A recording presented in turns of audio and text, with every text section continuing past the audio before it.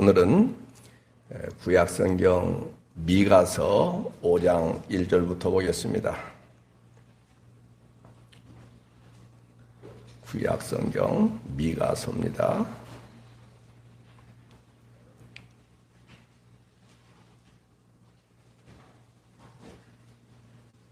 호세아, 요엘, 아모스, 미가, 나움, 하박국 막 이렇게 있죠. 미가서 5장 1절부터 9절까지만 읽어드리도록 하겠습니다.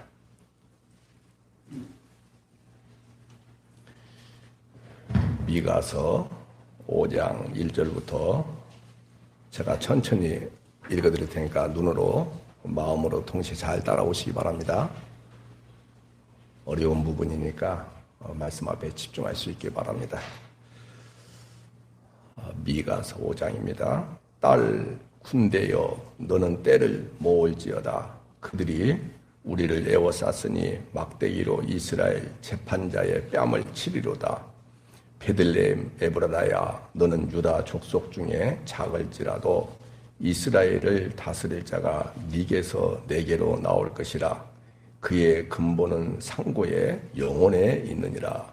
그러므로 여인이 해산하기까지 그들을 붙여 두시겠고 그 후에는 그의 형제 가운데 남은 자가 이스라엘 자손에게로 돌아오리니 그가 여호와의 능력과 그의 하나님 여호와의 이름의 위엄을 의지하고 서서 목축하니 그들이 거주할 것이라. 이제 그가 창대하여 땅끝까지 미치리라. 이 사람은 평강이 될 것이라. 아수르 사람이 우리 땅에 들어와서 우리 궁들을 밟을 때에는 우리가 7 목자와 8 군왕을 일으켜 그를 치리니 그들이 칼로 아수르 땅을 황폐하게 하며 니므롯 땅 어귀를 황폐하게 하리라. 아수르 사람이 우리 땅에 들어와서 우리 지경을 밟을 때에는 그가 우리를 그에게서 건져내리라.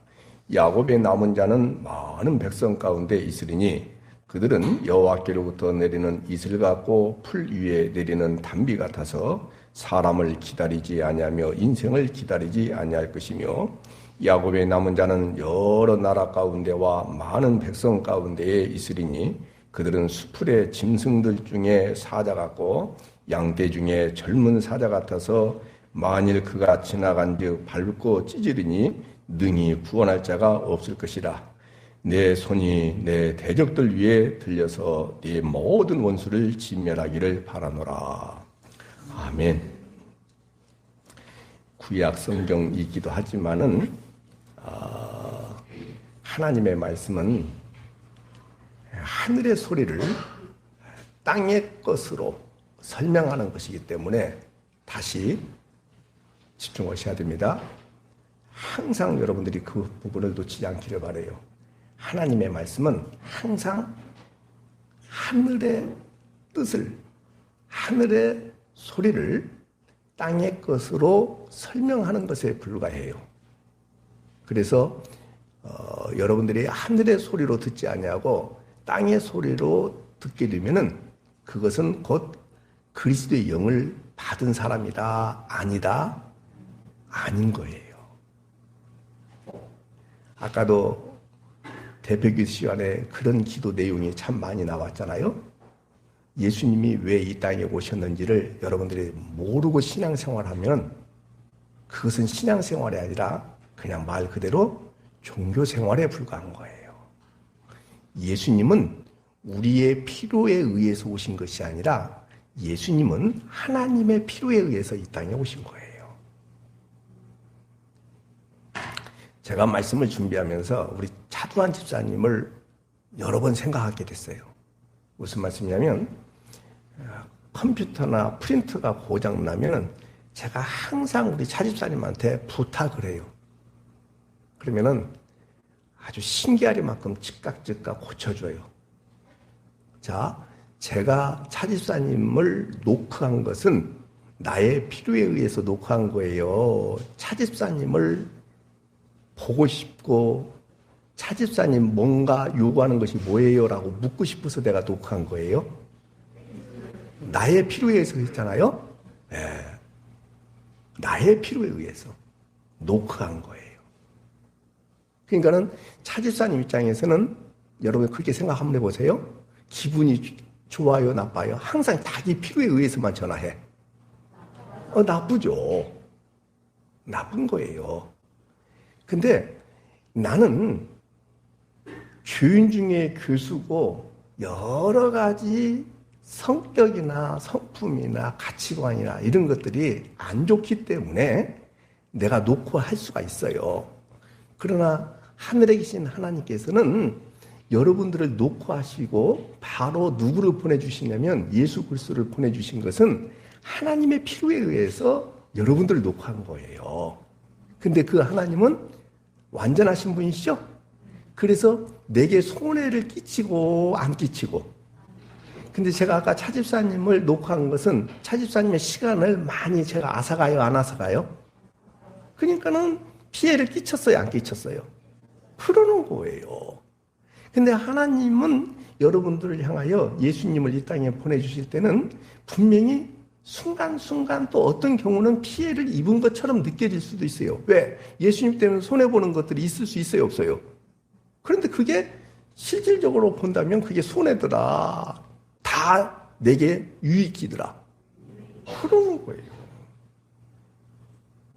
근데 사람들은 막 계산을 해요. 아까 제가 나의 필요에 의해서 차집사님을 놓고 하는 것은 이게 종교인 거예요. 그러니까 여러분들의 필요에 의해서 예수님을 놓고 하는 것, 하나님을 믿는 것, 예수님이 그래서 오셨다라고 생각하는 것은 전부 종교예요. 제가 비판적인 생각을 가지고 말씀드리는 것 같아서 할까 말까 하다가 생각이 그냥 나서 하는 거겠습니다. 교황이 성탄 미사를 집행하면서 메시지를 선포했잖아요. 성경 얘기는 전혀 없어요. 무슨 얘기인 줄 아십니까? 예수님이 가난하게 이 땅에 오셨다. 맞잖아요. 그러니까는 여러분들이요, 물질에 대한 탐욕, 과욕, 이런 것들은 다 예수님하고 관계가 없다. 맞는 말이에요? 좋은 말이에요? 안 좋은 말이에요? 근데 맞는 말이에요? 틀린 말이에요? 틀린 말인 거예요. 예수님은 그런 의도를 가지고 오셨다면 십자가에 안 죽으셔야 돼요.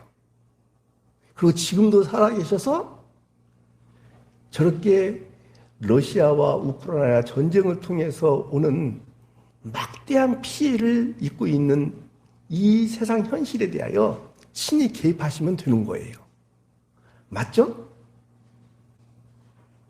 여러분들이 잘 아시겠습니다만은 선진국, 진짜 돈 많은 나라, 곡식으로 자원 삼아서 많은 나라에게 해를 끼치는 나라가 미국이라는 거 알고 계시죠?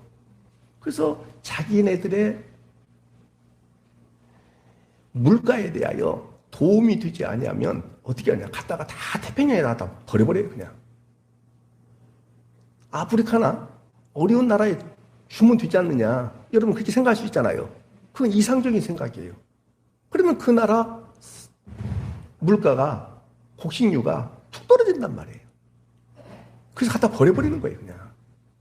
그러면 그것이 예수님의 정신이 아니에요? 그런 식으로 말한다면 그 정신 아니잖아요. 더 여러분들이 무섭게 생각해야 될 것이 저 바티칸 성당, 저 가톨릭의 재산은요, 어마어마합니다. 금덩어리로 쌓여 있어요. 그거 다 처분하면 되잖아요. 그게 예수님 정신 아닙니까? 그렇다면. 예수님은 그런 의도를 가지고 이 땅에 오신 것이 아니다. 제발 오늘 말씀을 통해서 왜 예수님이 이 땅에 오셨는지 잘 잡는 그 은혜가 있기를 다시 한번 소망해요. 화이트 크리스마스니 아니니 전부 상술에 의해서 나온 것들이에요. 공교롭게도 크리스마스가 12월 25일로 돼가지고 그러지, 만약에 한여름이라고 한다면 어떻게 하겠어요? 잘 아시잖아요, 여러분들. 저 남미라든지 호주라든지 남아프리카 공화국이라든지 그쪽은 지금 다 여름입니다. 말이 되겠습니까 이게? 이런 것에 현혹되지 않기를 바랍니다. 추리해 놓는 것들 전부 그거 다 종교 장사들이 하는 것들이에요. 우리 교회 보니까 아무 장식이 되어 있지 않죠? 썰렁하죠? 아니 예수님은 충분해요. 어떤 목사님이 저한테 사진을 하나 보냈어요. 최고의 선물이 예수님이다. 그래서 제가 반박을 하려다가 안 했어요. 아니에요. 제 아내가 저의 첫 번째 아니에요. 그건 두 번째가 있다는 뜻이지 않아요. 최고다. 그러면 그 다음이 있다는 뜻이거든요. 그게 아니고 예수님은 여러분과 저의 유일무이한 선물입니다. 최고의 선물이 아니라 그 위에 다른 것들은 전부 선물이 아니다. 이 부분을 잘 잡는 은혜가 있기를 바라요. 오늘 본문은 어렵습니다만은 메시아에 대한 예언이에요. 그래서 2절 중간 보세요. 메시아에 대한 예언인데 이스라엘을 다스릴 자가 닉에서 베들레헴에서 그 뜻이에요. 내게로 나온다. 그리고 그가 오시면은 잘 들으셔야 돼요. 적을 물리치고 구원하여 내신다. 이게 문자적인 해석입니다. 땅 아래 것으로 하늘의 것을 설명하기 위해서 그렇게 설명할 수밖에 없었어요. 그 예언대로 메시아가 베들레헴에 오셨습니다. 그런데 왜 그 메시아를 믿지 않고 이스라엘 백성들이 배척했을까요? 이 계시를 받은 유대인들조차, 아니 유대인들이 아닌 수많은 사람들조차 믿지 않는 이유가 무엇이냐? 이 부분을 잡아야 돼요. 그것은 다른 것이 아닙니다. 사람들마다 자기들의 메시아상이 다 다르고 자기 나름대로의 메시아상을 다 가지고 있기 때문에 그런 거예요. 그러니까 여기 송 집사님부터 시작해서 우리 사모님까지 전부 다 자기 나름대로 우리 이런 것들 있잖아요. 내 나름대로는 열심히 신앙생활했다. 그건 빵점입니다. 내 나름대로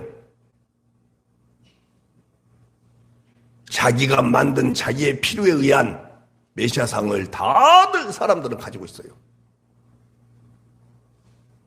제가 바라건대 성경에 예언된 메시아, 요것이 우리 송 집사님부터 시작해서 사모님까지 다 동일하게 한 가지 메시아상만 여러분들이 가지는 그 은혜가 있기를 주님의 이름으로 축복합니다. 사람들이 모이면요, 작게는 가정을 이루고 마을을 이루고 국가를 이루고 그런 식으로 해서 어떤 집단들을 다 이루다 보면은 가정마다 어떤 직장이면 직장이고 사유면 사유고 나라면 나라고 다 메시아상이 나타납니다. 잘 들어보세요. 가난에 시달리면 메시아상이 부자 되게 하는 메시아상으로 만들어버려요. 제가 지난주 한 주간 동안 코로나로 인해서 시달렸습니다. 저는 배가 아파하고 너무 고통스러웠어요. 제가 스스로 병원까지 찾아갈 정도로.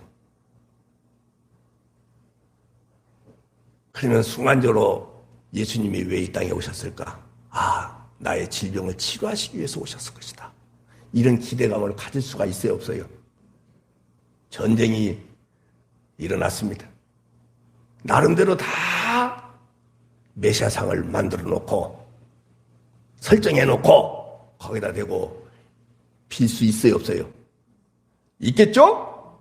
여러분들 포로로 잡혀 있으면 자유하고 싶어서 해방되고 싶어서 자기가 믿는 메시아상을 또 만들어요. 그래서 메시아상은 누구에게나 있는 욕구, 욕망입니다. 이게 대한민국 안에 작을까요? 한번 생각해 보세요. 대부분일까요? 무서운 얘기입니다, 여러분들. 이런 욕망을 채워주고 해결하여주는 메시아를 원하고 있기 때문에 하나님이 보내신 메시아가 배척당한 거예요.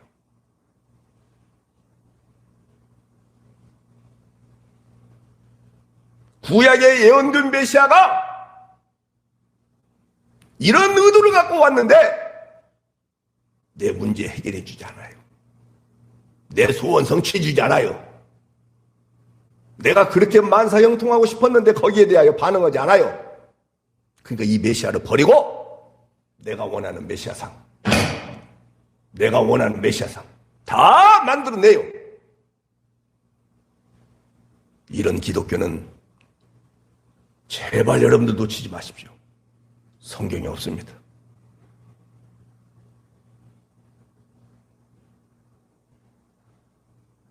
하늘교회에서 영원히 신앙생활할 수 있는 것이 아니다. 저와 함께 또한 하늘교회라는 이 신앙 공동체를 영원히 유지할 수 없는 것이다. 여러 번 말씀을 드렸습니다. 다른 교회에 가서 또는 다른 목사님이 이곳에 와서 목회할 때 메시지를 계속 선포하다 보면 나도 모르게 중독이 돼가지고 나의 문제, 나의 소원 따위에 대하여 반응해주고 그 부분에 대해서 해결해주는 것처럼 포장해가지고 또 이야기하면은 내 욕구의 욕망에 도움이 돼야 안 돼요. 그러니까 덥석 받아들일 수 있는 자가 여러분과 저예요. 그래서 그리스도의 영을 받지 않고서는, 성령의 도우심을 받지 않고서는 성경을 문자적으로 보면서 자기의 필요에 의해서 성경을 볼 수밖에 없는 것이 현실입니다. 이 부분을 여러분들이 제발 놓치지 않는, 오늘 온라인을 통해서 예비하는 사랑하는 성도 여러분들이요, 이 말씀 앞에 여러분들의 심령 홀수가 완전히 쪼개지고 묵은 땅이 완전히 기경되고 새로운 마음으로 변화되는 그 은혜가 있기를 다시 한번 소망합니다. 그렇다면 오늘 우리는 어떤 메시아를 믿고 있느냐? 우리가 예수님을 믿는다, 우리가 예수 그리스도를 믿는다 할 때 그 그리스도가 메시아라는 말이에요. 메시아라는 말은 기름 부음 받은 자다, 구원자다 라는 뜻입니다. 우리가 예수님을 구원자로 믿고 있는데 구약에서 예언된 메시아인가, 아니면은 나의 필요에서 내가 만들어낸 메시아인가를 정확하게 캐치하셔야 돼요. 이것은 성령님의 도우심이 절대적으로 필요합니다. 만약에 여러분들이 그렇지 않으면 아까도 말씀드린 대로 또다시 자기 나름대로 상상의 메시아를 믿을 수밖에 없어요.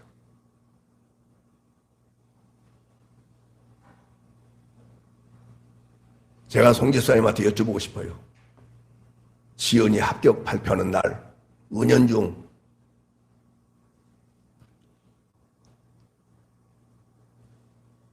나름대로 만든 메시아상이 있었어요, 없었어요?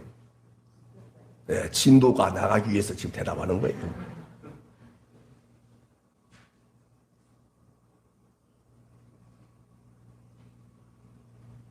말도 안 되는 소리예요.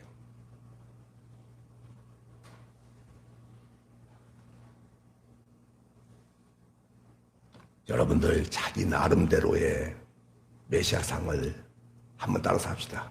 그것이 곧 우상숭배다. 그거예요. 스페인이 남미를 400년 동안 정복하잖아요.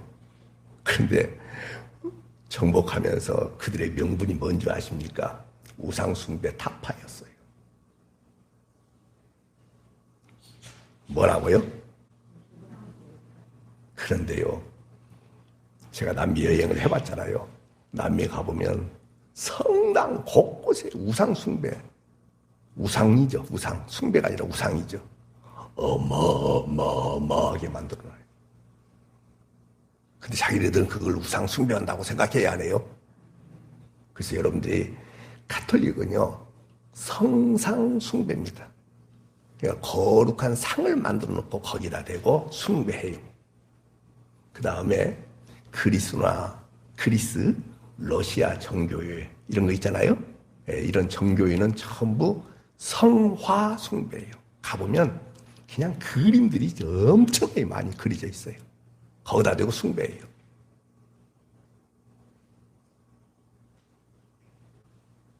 기독교는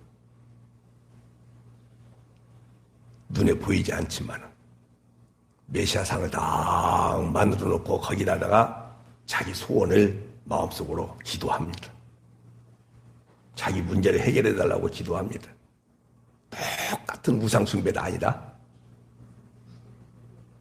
대답해 보십시오. 맞죠? 다 어디에서 나오는 거예요? 골로새서에 나와 있는 말씀대로 한다면 탐심에서 비롯된 것들이에요. 인간의 탐심. 우리 인간의 탐심을 해결하기 위해서 예수님이 이 땅에 오셨느냐? 전혀 그런 거 없습니다.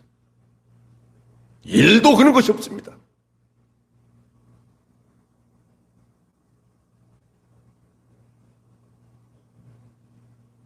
구약에 예언된 메시아.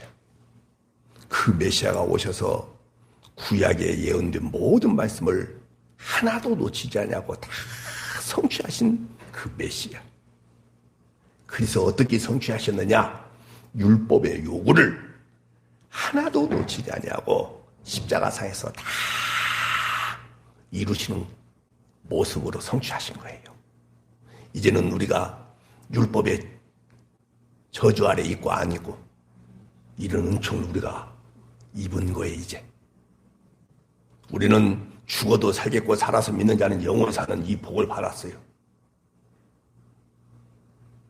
영원하신 생명이신 예수님께서 내 안에 계셔서 이제는 여러분들의 행위 따위와 상관없이 여러분들의 종교 공로와 상관없이 주님은 여러분 가운데 계속해서 생명으로 공급하시고 여러분들과 함께 먹고 마시면서 거주하시는 성전이 되은 여러분을 주님은 그렇게 자랑스럽게 여기십니다. 그래서 여러분들을 통해서 계속해서 주님의 주인 되심과 여러 번 말씀드린 대로 천국을 마음껏 뭐하고, 첫 번째는 뭐하고요? 알고, 천국을 그 다음에 마음껏 경험하고 누리고 천국을 알리면서 살아가는 존재로 주님은 그토록 원하시는 거예요. 여러분들이 경제적으로 어려움을 겪고 있을 때 주님이 해결하시고 개입하시고 그런 주님 없어요. 여러분들이 질병 때문에 고통당하고 있을 때 주님이 안수하시고 그런 거 없어요.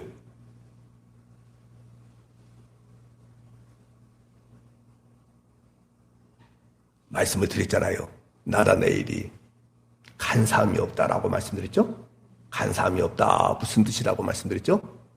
두 마음을 품지 않았다. 예수님에 대하여 두 마음을 품지 않는 은혜가 있기를 바랍니다. 오로지 한 마음. 무슨 마음이에요? 죄의 문제를 해결해 주셨다. 사율구원이다. 영적인 구원이다. 영적인 구원이다. 이따도 말씀드리겠습니다만은 땅에서 뽑아가지고 근데 여러분들은 계속해서 예수님을 이용하여 땅의 것들을 추구하고 땅의 문제를 해결받고 싶어하는 그 마음을 아직도 갖고 있다고 한다면 땅에서 뽑힌 존재예요. 아직도 땅에 뿌리 박혀 있는 존재예요. 제 질문 이해가 되시죠? 아니라 이 말이에요. 그리스도 예수 안에서 정말로 구원받았느냐? 예. 그러면은 위의 것을 생각하라. 무슨 말씀이에요? 너는 이미 땅에서 뽑힌 존재다. 그래서 어디다가 박은 존재다. 하늘에다 쳐 박은 존재다. 이것을 간사함이 없다. 그 뜻이에요. 한 마음만 가져야 돼. 예수님에 대하여. 연말입니다. 이제 연시가 되고 그러면은 권사님이란 분들이 토정비길 보러 다니고 전보러 다니고 사주팔자 보러 다니고 김갑수씨라는 평론가가 있어요. 그분이 그 얘기예요. 우리 어머니가 권사님이었다. 근데도 불구하고 그렇게 하더라. 왜요? 아직도 어디에 사로잡혀 있기 때문에 그래요. 땅이에요, 하늘이에요. 한 마음을 갖고 있어요, 두 마음을 갖고 있어요. 그러니까 그러는 거예요. 두 마음을 갖고 있으니까 그러는 거예요.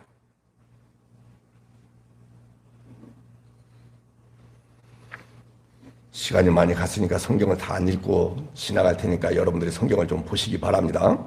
거기 보시면 1절에 보시니까 끝에 보세요. 막대기로 이스라엘 재판자의 뺨을 치리로다 라고 되어 있죠. 이스라엘의 지도자가 막대기로 뺨을 맞는다 그 뜻이에요. 그래서 지도자들이 수치를 당하며 적군에게 끌려갑니다. 이럴 때 메시아에 대한 예언이 나왔던 거예요. 사랑하는 여러분, 메시아가 나올 장소가 뭐라고 나와 있어요? 베들레헴 에브라다야. 그렇게 나와 있죠? 그것이 어디에 성취되느냐? 마태복음 2장에서 정확하게 성취가 되죠. 마태복음 2장에 보면은 동방박사들이 왕의 탄생을 보기 위해서 별을 따라 예루살렘에 딱 옵니다. 연상을 해보셔야 돼요. 누가? 동방박사들이 왕의 탄생을 위해서 별을 따라서 예루살렘에 쭉 와요. 그럼 여러분들 생각해 보시죠. 예루살렘에 왔다 하면은 말 구유로 가겠어요? 왕궁에 태어날 것을 기대했겠어요? 그렇죠. 당연히 왕궁에서 태어날 것을 기대하고 헤롯의 궁전에 들어가서 물어봐요. 상식 아니겠습니까? 왕이니까 왕국에서 태어났을 것이라고 기대했죠. 그때 헤롯이 물어봅니다. 모든 대제사장과 백성의 서기관들을 딱 모아놓고 헤롯 왕이 물어봐요. 그리스도가 어디서 나겠느냐. 그랬더니 대제사장과 백성의 서기관들이 이렇게 말을 해요. 오늘 제가 읽어드렸던 미가서 5장 나와 있는 이 말씀을 그대로 인용하면서 유대 땅 베들레헴입니다. 이렇게 이야기를 해요. 그곳에서 그래서 이스라엘 목자가 나리라는 예언이 정확하게 성취된 거예요. 사랑하는 여러분, 성경은 구약에서 예언된 것이 신약에서 성취됐다는 것으로 결론나는 거예요. 그렇다고 한다면 오늘 우리가 믿는 예수님도 마찬가지입니다. 구약에 예언된 그 예수님이 신약에서 그대로 성취된 그 예수님만 믿어야 돼요. 다른 예수님을 믿으면 안 돼요. 구약에서 뭐가 또 예언됐습니까? 예수님은 메시아는 이 땅에 오셔갖고 이렇게 사실 것이다. 그대로 주님은 그렇게 사셨어요. 결국은 십자가에 못 박혀 죽으신다. 그리고 예수님께서도 당신 자신에 대하여 4번에 걸쳐서 예언하셨어요. 그리고는 결국은 십자가에 못 박혀 죽으신 예수. 다시 말씀드립니다. 언약대로, 무엇대로요? 말씀하신 대로 예수님은 십자가에 죽으시는 거예요. 그 예수님을 믿는 거예요. 오늘 여러분들이 그 예수 이외에 다른 예수를 믿겠다고 생각한다면 그 순간부터 다른 마음을 갖고 있고 두 마음을 갖고 있고 아직도 땅에서 뽑힌 존재다. 아니다. 거듭난 존재다. 아니다. 아니라는 것을 스스로 확인할 수 있기를 소망합니다.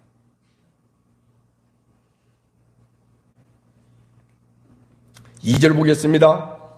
베들레헴 에브라다야, 너는 유다 족속 중에 작을지라도 이스라엘을 다스릴 자가 네게서 내게로 나올 것이다. 그래놓고는 그 말씀 보면은 이해를 할 수가 없어요. 뭐냐? 그의 근본은 상고에 영원에 있다. 이렇게 말씀하고 있죠? 그러면 예수님은 아브라함과 다윗의 후손으로 이 땅에 태어나시잖아요. 그러면 이 말씀 보면은 잘 보세요. 2절 끝에 보시면 상고에 태초에 그 말이에요. 영원에 있느니라. 그러면 다윗의 후손으로 오셨다는 말이 논리적으로 맞는 말이에요? 틀린 말이에요? 옳지 틀린 말이죠. 다윗보다 먼저 계셨다는 말씀이잖아요. 맞죠? 적는 분을 위해서 말씀드립니다. 마태복음 22장 41절부터 46절까지 보니까는 바리새인들이 예수님한테 이렇게 물어요. 너희는 그리스도에 대하여 어떻게 생각하느냐? 이제 예수님이 다시 질문한 것이죠. 그냥 누구의 자손이냐? 이렇게 물어보니까 바리새인들이 다윗의 자손입니다. 이렇게 이야기해요. 그때 예수님께서 여러 가지 말씀하시는 가운데 다윗이 그리스도를 주라 칭하였다. 아니, 저를 보십시오. 이 논리 모순이다 이 말이에요. 순서의 모순이다 이 말이에요. 예수님은 누구의 후손으로 오셨어요? 다윗의 후손으로 오셨어요. 근데 다윗이 그리스도를 뭐라고 칭하느냐? 그리스도가 칭하는 거예요. 주라고 칭하는 거예요. 그렇다고 한다면 예수님이 다윗의 후손이에요? 다윗의 선조예요? 선조잖아요. 이해가 되시죠? 또 요한복음 8장에 보니까는 예수님은 아브라함조차도 나의 때 볼 것을 기다리다가 보고서 기뻐했다. 그 얘기하는 거예요. 아니, 한참 후의 인물이잖아요. 예수님은 아브라함보다. 근데도 불구하고 아브라함이 누구 때 볼 것을 보고 기뻐했다고요? 생각하고? 예수님 때를. 이 말은 무슨 말이냐면 육신으로는 아브라함과 다윗의 후손으로 하셨지만은 예수님은 누구시다? 하나님이시다. 그 얘기하는 거예요. 단지 무엇으로만? 육신으로만, 몸으로만 아브라함과 다윗의 후손에 불과하지 사실은 아브라함도 누구 때를 기다리면서 누구를 볼 것을 기다리면서 그렇죠. 다윗도 그리스도를 주라, 예수님을 주라 이렇게 칭했다 이 말이에요.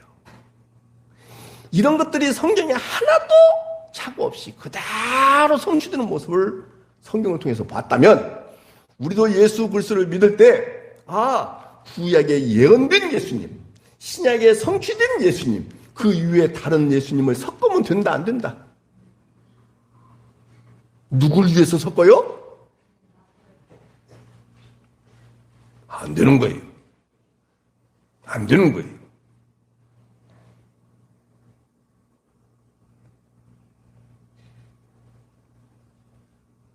삼절 보세요. 그러므로 여인이 해산하기까지 그들을 붙여두시겠고 그 후에는 그의 형제 가운데 남은 자가 이스라엘 자손에게로 돌아오리니 4절 그가 여호와의 능력과 그의 하나님 여호와의 위엄을 의지하고 서서 목축하니 그들이 거주할 것이라. 이제 그가 창대하여 땅끝까지 미치리라. 이런 말씀이 있죠. 예. 그러니까는 여호와 자신의 일을 예수님께서 이 땅에 그대로 성취해내셨다. 그리고 그 예수님은 여호와의 일을 위해서 한 여인의 후손으로 오시고 베들레헴 마구간에 오셔서 메시아 일을 하셨다. 그래서 이제 자기 백성을 구원하셔서 결국은 어떤 이야기를 듣냐? 거기 보세요. 5절 이 사람은 평강이 될 것이라. 그는 우리의 화평이다 라고 말하게 될 것이다 이 말이에요. 놓치지 마셔야 돼요. 여기서 화평, 평화 이런 이야기들이 나오니까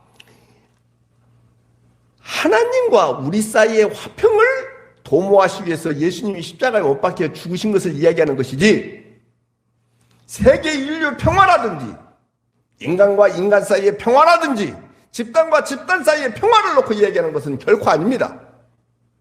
예수님을 믿는다고 하는 교회나 노예나 총회 안에 수많은 갈등들이 있어요 없어요? 근데 왜 예수님께서 그런 역할을 못하십니까? 화해시키고 화목시키고 하나가 되게끔 못하십니까? 대한민국에 여러 교단 교파들이 있는 것 그게 모양이 좋아요 안 좋아요? 안 좋잖아요. 근데 왜 그걸 하나로 묶지를 못하십니까? 주님은 그런 의도를 가지고 화평, 화목 이런 이야기 하신 거 아닙니다. 뭐냐? 주의 문제를 해결하심으로 인해서 내가 하늘의 하나님 앞에 나아갈 수가 없잖아요. 근데 이제는 은혜의 보좌 앞에 담대히 왜? 하나님께서 당신의 아들 예수 그리스도를 이 땅에 보내셔서 십자가에서 모든 죄의 문제, 저주의 문제를 완벽하게 해결하셨기 때문에 이제는 그리스도 은혜로 말미암아서 하나님과 우리가 화평하게 됐다라는 거예요. 아멘이죠? 그런 의미의 화평이다 이 말입니다. 그래서 오늘 여러분들이 놓칠 만한 것들이 3절과 4절의 말씀을 보면은 문자적으로 보면은 이 땅의 이야기인 것처럼 보이지만은 이것은 하늘의 이야기를 이렇게 설명한 것에 불과한 것입니다. 다시 땅의 이야기다, 하늘의 이야기다. 그런데 유대인들이 생각하는 메시아는 뭔지 아십니까? 이 땅의 현실에서 구원하여 줄 것을 바랬어요. 여러분들에게 다시 한번 묻습니다. 유대인들의 생각하는 메시아가 뭐라고요? 한번 말씀해 보세요. 네? 저를 따라서 하십시오. 땅의 현실을 구원하여 줄 것을 기대했다. 시작. 누가요? 네, 유대인들이. 유대인들이 생각하는 메시아가 그랬어요. 근데 자, 과거에 그랬던, 지금도 그런 냄새가 여러분들 가운데 나든 안 나든 한번 대답해 보세요, 스스로. 여러분들 가운데서도 예수님이 이 땅에 오셔서 구원하셨다라는 것을 단순히 죄의 문제, 단순히 악의 문제, 단순히 땅의 현실의 문제, 이런 식으로 생각만 해요. 땅의 현실의 문제라는 것은 무슨 말씀이냐면 땅으로부터 극복하는 것을 얘기하는 거예요. 오해하지 마요. 이런 식으로 생각해요. 아니면은 또 다른 것들도 있으리라, 또 있겠지라는 그 기대감을 가지고 메시아상을 만들고 싶은 마음이 있어요, 없어요? 있잖아요. 여러분들 그것이 곧 뭐냐요? 유대인들의 메시아 사상이 우리 가운데도 있다는 거예요, 없다는 거예요? 절대 안 됩니다, 여러분들.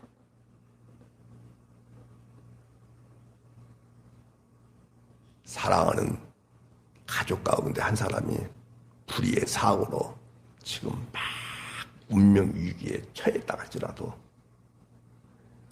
예수님 앞에 그런 내용 갖고 기대하고 기도하고 이런 일은 없기를 다시 한번 소망해요.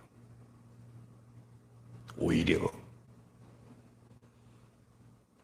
땅에서 뽑힌 여러분과 저는 하늘의 현실에 대하여 인정하는 여러분과 저는 주님 나라에 가는 그를 향하여 마음으로, 다른 사람이 있는 데서 박수 칠 수는 없잖아요.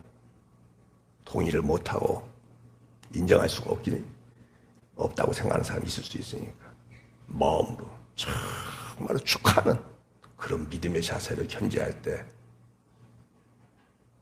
그야말로 두 마음, 간사한 마음이다, 한 마음이다.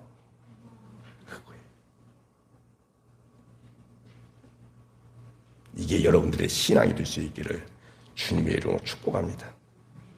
잘 들으셔야 됩니다. 성경에서 예언된 메시아는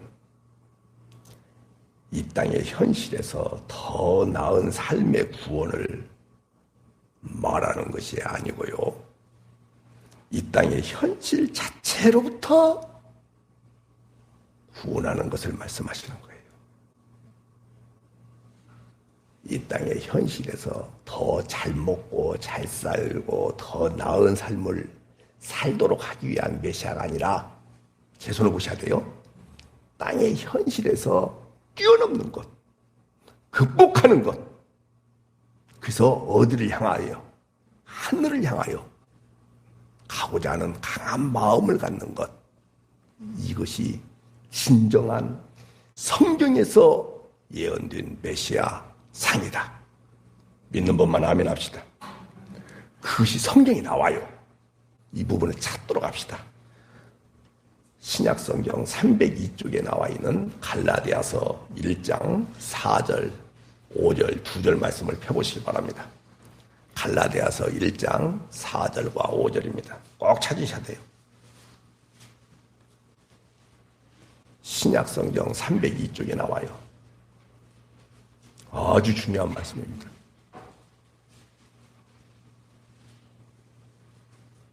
성경은 이렇게 말씀하고 있는데도 불구하고 인간은 자기가 듣고 싶은 것만 듣고 자기가 생각하고 싶은 것만 생각하고 자기가 원하는 쪽으로만 성경을 보려고 하는 아주 아주 나쁜 욕구들이 있습니다. 같이 읽어요. 4절과 5절입니다. 갈라디아서 1장 4절 5절 시작.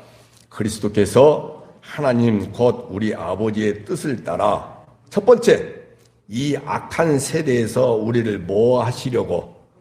두 번째, 시작. 우리 죄를 대속하기 위하여 자기 몸을 주셨으니 영광이 그에게 세세토록 있을지어다. 예수님의 이름의 뜻도 분명히 이 말씀하고 관련되어 있죠. 죄를 구원하기 위하여, 죄를 구원하기 위하여, 죄를 대속하시기 위하여, 죄의 문제를 해결하기 위하여. 죄예요, 죄.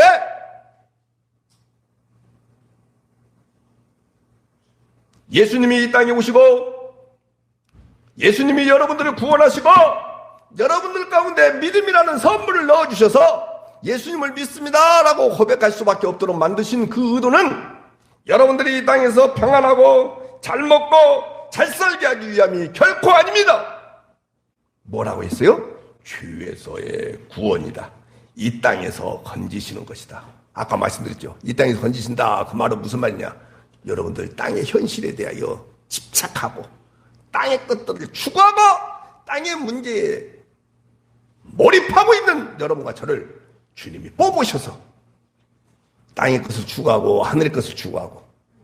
땅의 것은 눈에 보여야 안 보여요? 강박적이죠? 그렇기 때문에 금방 와닿죠? 아니, 그것은 신앙 아니다. 뽑아가지고 하늘에다가 탁 박아놓고 눈에 보이냐? 아니요. 그래서 뭐가 필요하냐? 믿음이 필요하죠. 그래, 믿음으로 하늘의 것을 추구하라. 방향성과 지향성과 경향성을 하늘 쪽으로 틀어라. 거기에 생명이 있다. 아무것도 감각적으로 느낄 수 없는 것들이에요. 근데 믿음으로 나도 모르게 그게 맞군요. 아멘입니다.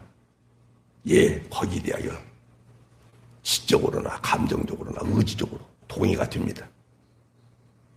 이제는 마음을 이쪽에 안 둡니다. 이제는 마음을 여기 안 둡니다. 기도 제목도 여기 아닙니다. 오로지 하늘의 것입니다. 뭐야? 누가 인정해야 안 해요? 그 신앙생활 잘한다라고 누가 박수 쳐줘야 안 쳐줘요? 근데 하늘에 계신 하나님이 여러분들에 향하여 옳다. 계속 성령으로 감동을 주시면서 동의를 할 수 있도록. 믿음의 금지가 생겨요. 자부심이 생겨요. 흔들리지 않아요.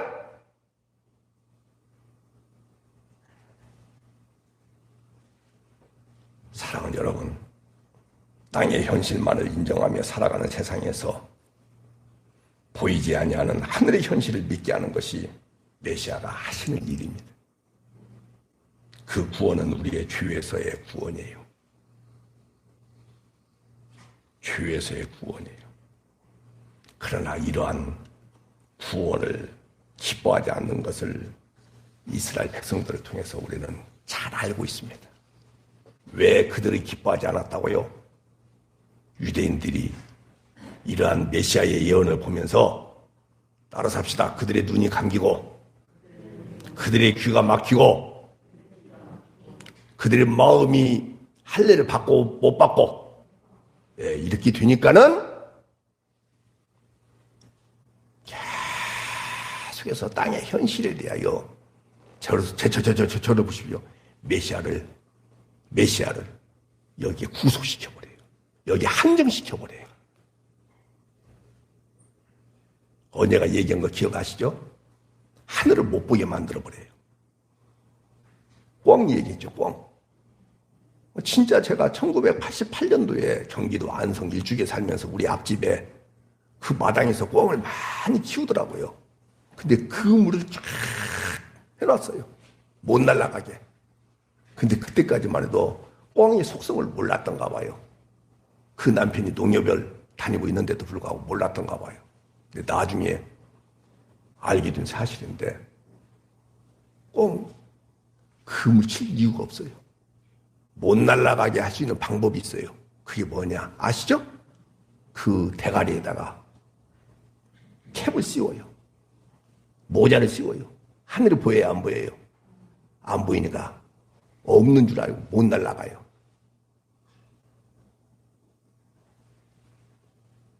우리 기독교가 그런 현실이 되고 말았어요. 못 날아가게 만들어요. 못 보게 만들어요. 추구하지 못하게 만들어요. 하늘이 없는 줄 알아요.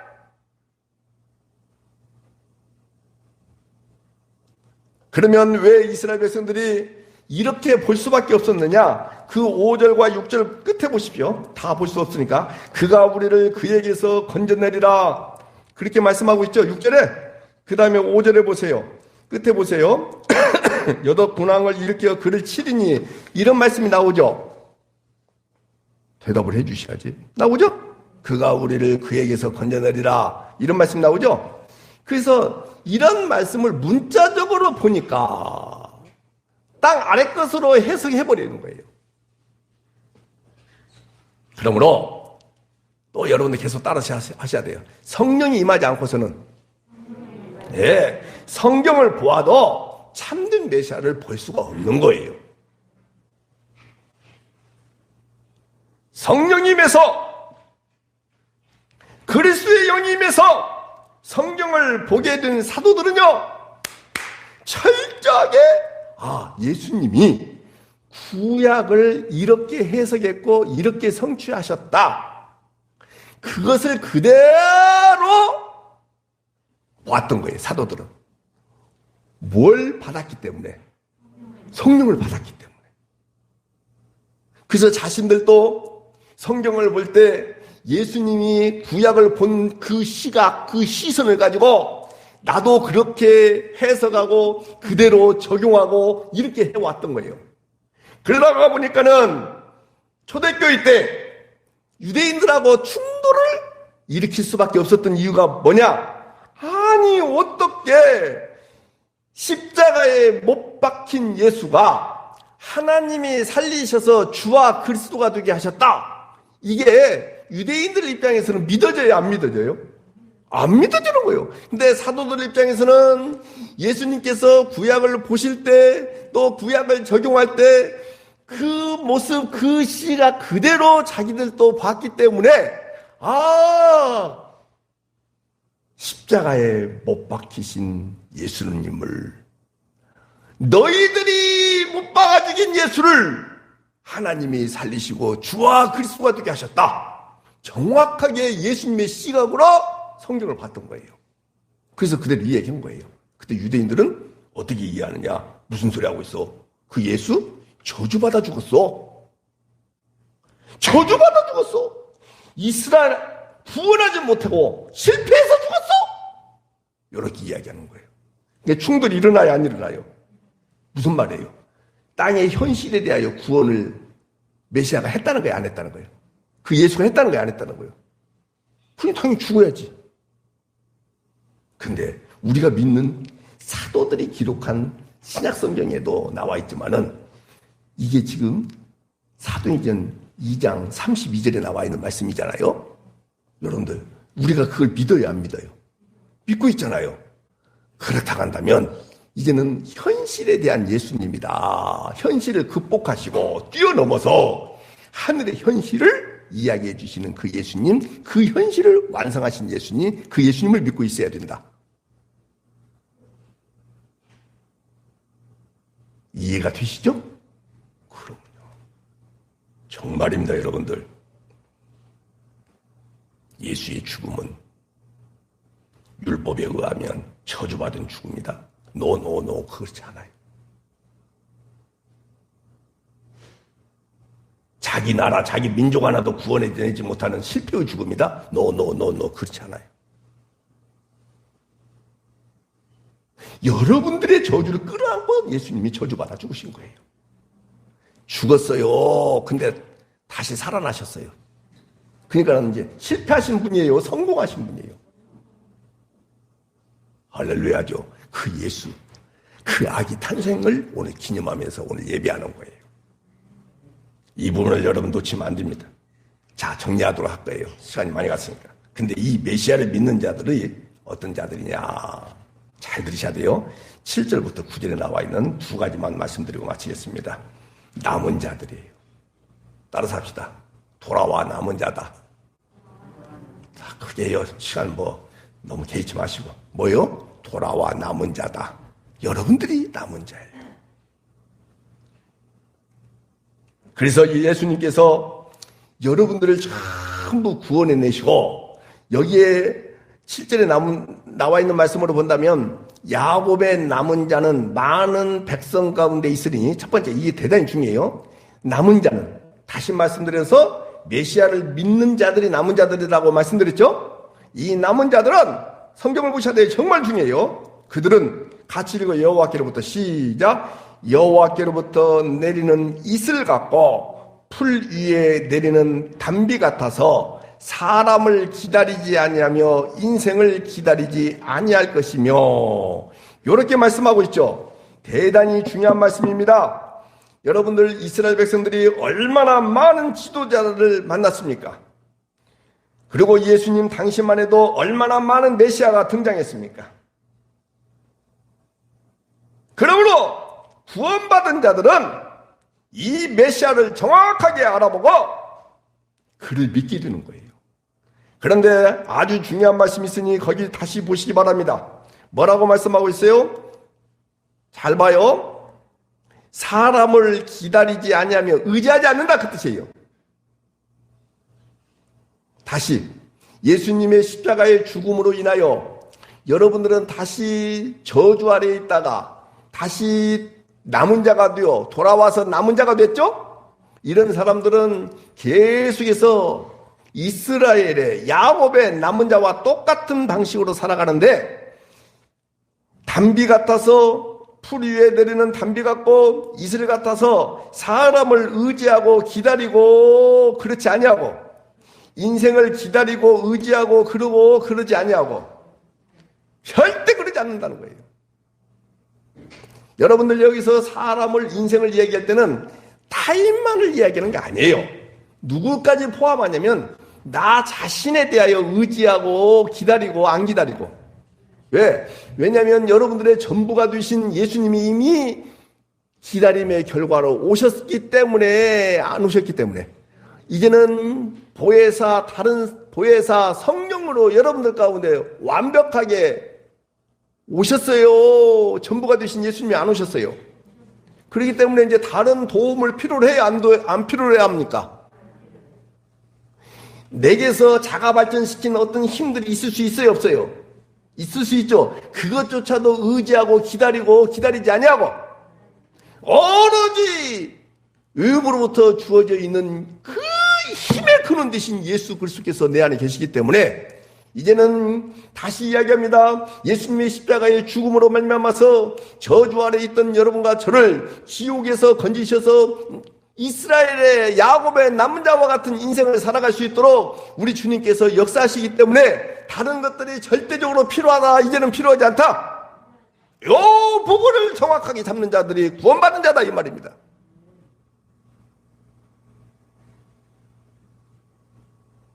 또 하나 9절에 나와 있습니다. 내 손이 네 대적들 위에 들려서 네 모든 원수를 진멸하기를 바라노라 이렇게 말씀하고 있죠. 이 대적을 진멸하는 것은 곧 창세기 12장 3절에 나와 있는 아브라함을 축복하는 자는 축복하고 아브라함을 저주하는 자는 저주한다 이 말씀 있죠. 그러니까는 아브라함은 결국은 그 위에 누가 계셨어요? 예수님이 계셨죠. 그래서는 예수 그리스도로 말미암아서 아브라함의 후손으로 하나님의 은혜로 인해서 아브라함과 다윗의 후손으로 예수님이 오셨기 때문에 아브라함을 저주하고 다윗을 저주하는 자는 곧 누구를 저주하는 꼴이 든 거예요. 예수 그리스도를 저주하는 꼴이 든 거예요. 잡으셨겠죠? 그래서 곧 여러분들을 저주하는 것은 곧 여러분들 안에 계신 예수 그리스도를 저주하는 것이 되는 거예요. 그러니까 여러분과 저는요 무서운 존재가 된 거예요 이제. 그래서 두 가지로 딱 나누는 거예요. 메시아는 하나는 구원, 또 다른 또 다른 한편에서는 심판. 그래서 구원받은 자들은 아까도 얘기한 대로 인생을 의지한다, 의지하지 않는다. 자기 자신도 마찬가지로 의지한다, 의지하지 않는다. 오직 구원하시는 주님만 의지하게 되는 것이죠. 그러나 심판받는 자들은 자기 자신과 세상을 의지하게 된다. 그 말입니다. 사랑하는 여러분, 정리하겠습니다. 인생과 병거를 의지하는 것, 이것이 곧 우상숭배입니다. 오늘 내 자신을 의지하고 내가 계획하는 것, 타고난 본성들을 의지하는 모든 것들도 성경은 다 우상숭배로 이야기하는 거예요. 그 결과 이스라엘 백성들이 어떻게 됐어요? 포로로 잡혀갑니다. 그리고 포로로 잡혀갔다가 돌아올 때는 어떻게 돌아온 줄 아십니까? 따라서 합시다, 여러분들. 저는 자, 맹인, 잉태되고 해산하는 여인의 모습. 여러분들 보세요. 저는 자나 맹인이나 잉태되고 해산하는 여인의 모습이나 스스로의 힘으로는 올 수 있는 자들의 모습이에요. 도움이 올 수 없는 자들의 모습이에요. 누구의 도움을 받지 않고서는 죽어도 돌아올 수가 없는 모습이죠. 이것이 여러분과 저였어요. 그렇기 때문에 이제는 더 이상 다시 맹인, 저는 자, 잉태되고 해산하는 여인의 모습, 이 세 모습만 가지고 여러분 생각 한번 해봐요. 자랑거리가 있어요, 없어요? 전혀 없어요. 어떤 누구의 도움을 받지 않고서는 살아갈 수 없는 자의 모습이에요.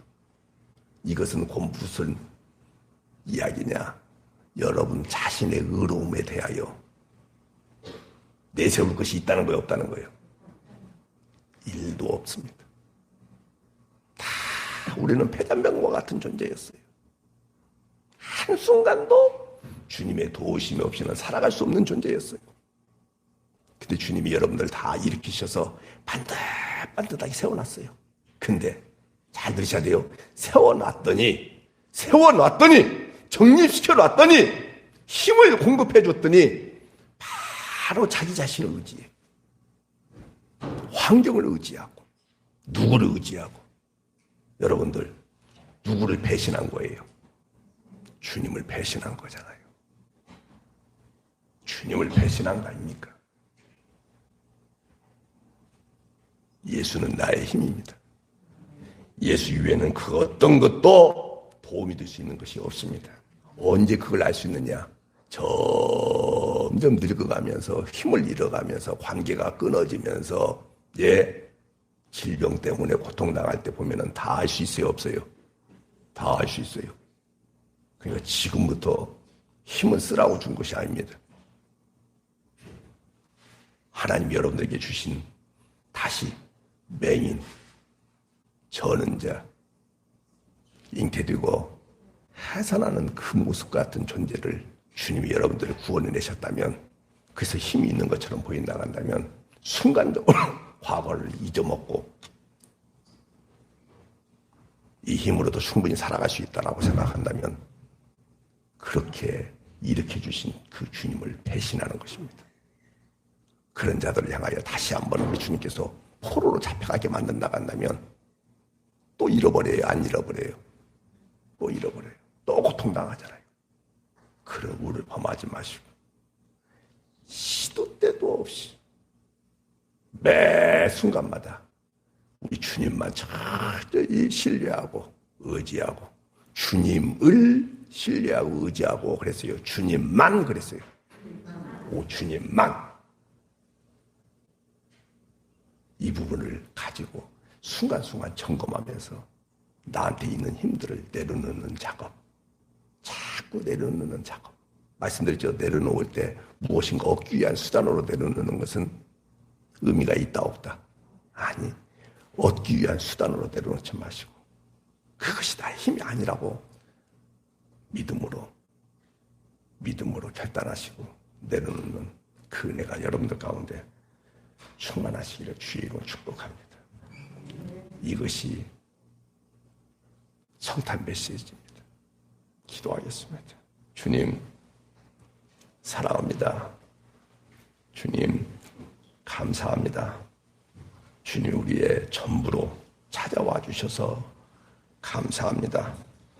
전은자, 소경, 잉태되고 해산하는 여인의 모습과 같은 저희들을 하나님이 다시 한번 야곱의 남은 자와 같이 주님이 회복시켜 주시고 내리는 이슬 같고 풀 위에 내리는 단비같이 하나님 새롭게 해주셔서 감사합니다.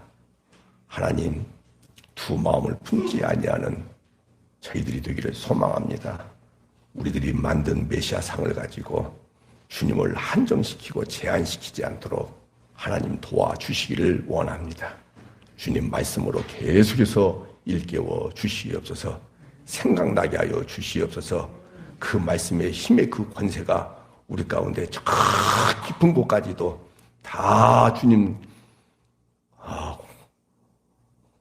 골수까지도 깨버리는, 그래서 우리의 가치관과 우리의 방향성을 완전히 새롭게 해주시는 그 은혜를 말씀으로 이루어 주시옵소서.